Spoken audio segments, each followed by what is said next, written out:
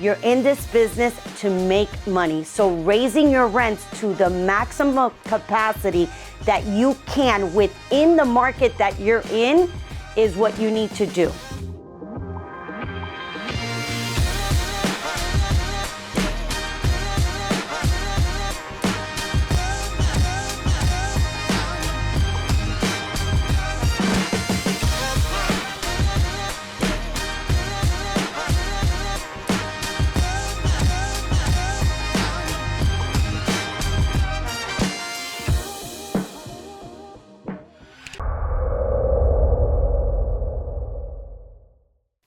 So today I was asked a question of how much can I increase my tenant's rent on a yearly basis?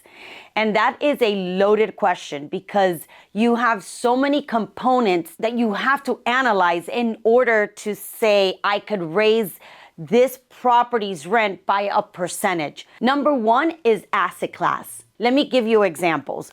If you have an C asset class building, you can't compare it to an A class.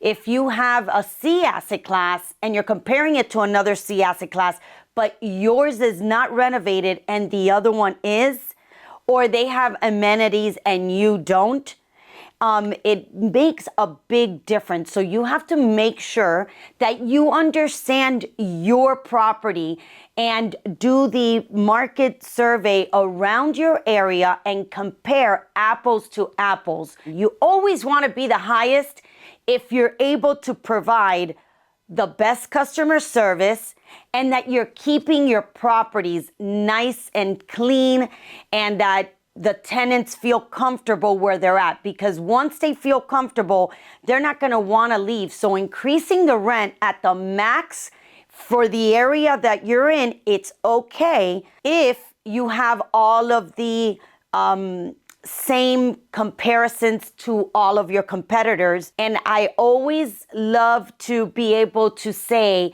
that we have the best customer service and that all of our service tickets are being taken care of at the request of your tenants. Number two is location.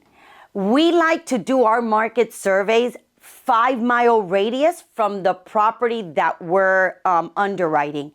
And the reason why is because normally you have the same type of tenant base that are renting in this area. So you want to know what are their income, what are their job types, because let's say you want to increase it to the maximum of that you can in that area, but your tenant base cannot afford the increase. So you increase their rents, you're either going to increase your eviction rates or the tenant are not going to renew their lease because they just can't afford it. It's not that they don't want to, it's just they can't afford it.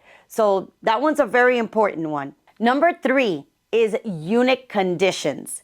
So now that I already explained to you that you're going to compare it to the same asset class, you also need to make sure that you're comparing unit conditions. Because if you're renovating your units and the competitor is not, then you can't compare that one.